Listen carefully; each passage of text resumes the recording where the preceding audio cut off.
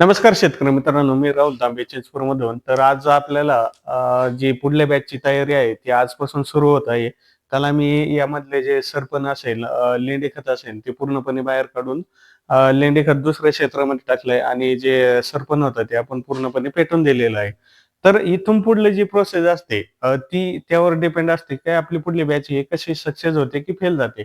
तर त्यासाठी आपण स्टेप बाय स्टेप व्हिडिओ काढत आहे आणि स्टेप बाय स्टेप आपण YouTube चॅनलवर आपल्या अपलोड करत आहे आणि ते व्हिडिओ मिस नका करत जाऊ. कारण जी माहिती असते ती एकदम स्टेप बाय स्टेप असते. त्याच्यामुळे पुढली बॅच आपली 100% सक्सेस होत असते.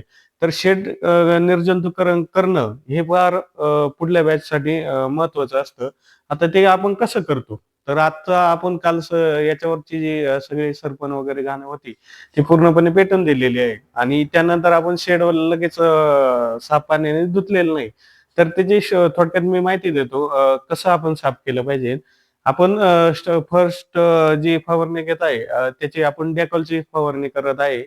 त्यानंतर आपण 200 लिटर पाण्यामध्ये डेटॉल आपण टाकल्यानंतर त्याची 1 ते 1.5 तास आपण ते भिजवून द्यायचं आहे औषध पूर्णपणे आणि त्यानंतर आपण डेटॉल पूर्ण शेडमध्ये जे कडाचे कागद असेल, रॅक असेल, पत्रा, खाली कोबा सगळीकडे आपल्याला त्याची फवारणी करायची आहे. त्यानंतर आपल्याला कोबा डेटॉल मारल्यानंतर खाली कोबा ओला होतो आपला. त्यानंतर आपल्याला त्याच्यावर 10 किलो ब्लिचिंग पावडर पूर्ण शेडमध्ये खाली कोब्यावरती मारायची आहे. जेणेकरून जे ओल्या कोब्यावर आपण ब्लिचिंग टाकल्यानंतर ते ॲक्टिव्ह होते आणि शेड पूर्णपणे बंद ठेवायचं आहे. ॲक्टिव्ह झाल्यानंतर त्याचं पूर्ण निर्जंतुकीकरण व्यवस्थित होत असतं. शेड आपण 2 दिवस पूर्णपणे पॅक ठेवायचं आहे. इकडे यायचं नाही आणि जायचं नाही. ज्यावेळेस आपण ब्लिचिंग आणि डेटॉलचा स्प्रे मारतो त्यानंतर. तर 2 दिवस आपण पूर्णपणे शेड हे बंदिस्त ठेवायचं आहे आणि त्यानंतर आपण 2 दिवसांनी शेड जेव्हा ओपन करू, त्यावेळेस हे पूर्णपणे आपल्याला एक स्वच्छ पाण्याने पूर्णपणे स्वच्छ धुवून काढायचं आहे. त्यानंतर आपल्याला धुतल्यानंतर 1 दिवस जाऊन द्यायचा. त्यानंतर आपल्याला दुसऱ्या दिवशी जो आपला खडा चुना असतो, कळीचा चुना आणि एकदम स्वस्तामध्ये बसतो. एक ₹300-350 ला 20 किलोची बॅग बसत असते.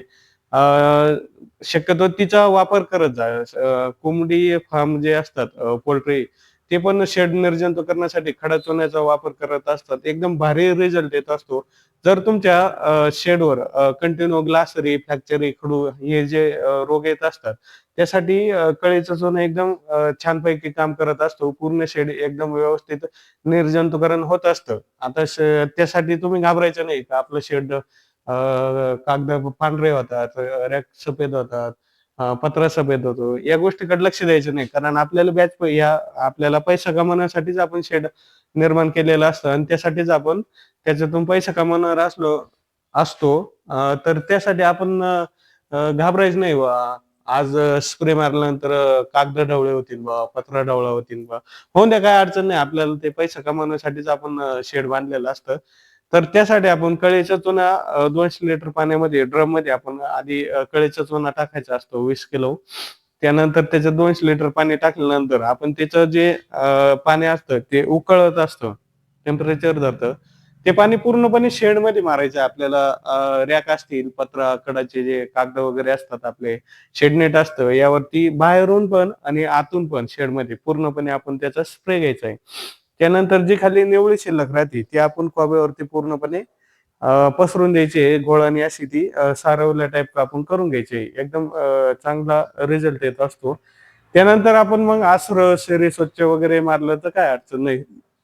म्हणजे 1000 ते 1500 मध्ये आपली पूर्ण शेडची क्लीनिंग व्यवस्थित होत असते. आता ह्या ज्या मरकुऱ्या वगैरे लावलेल्या आहेत, ते व्यवस्थित आपण बंद करायच्या आणि जे बोर्ड वगैरे असतात ते गोणीनं झाकून घ्यायचे, जेणेकरून स्प्रे मारताना त्याच्यावर पाणी उडणार नाही.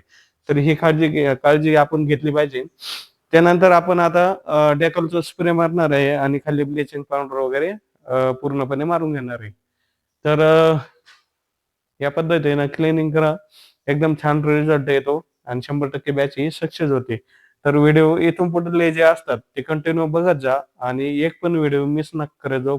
दिवसातून 5-10 मिनिटं वेळ काढून तो व्हिडिओ बघत जा. कारण नक्कीच त्या व्हिडिओमधून तुम्हाला फायदा होईल आणि व्यवस्थित बॅच काढायला मदत होईल. तर चला बघू आपण कसं करतोय, डेकॉल कसं मारतोय आणि ब्लिचिंग वगैरे कशी मारतो बघूया.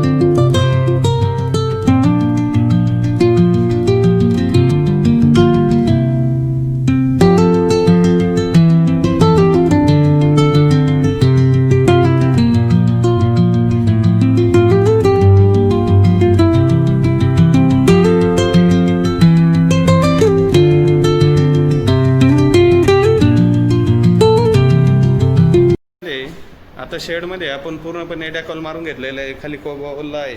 तर असा मास वापरून आपण जे ब्लिचिंग पावडर असते ती पूर्णपणे कोब्यावरती टाकून द्यायची आहे.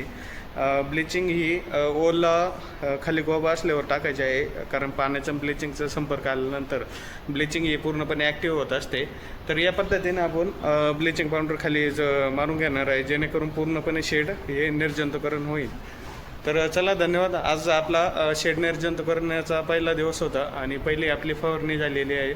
तर व्हिडिओ आवडला असेल किंवा माहिती आवडली असेल तर चॅनलला सबस्क्राईब करा आणि व्हिडिओ शेअर करा इतरांना पण. धन्यवाद.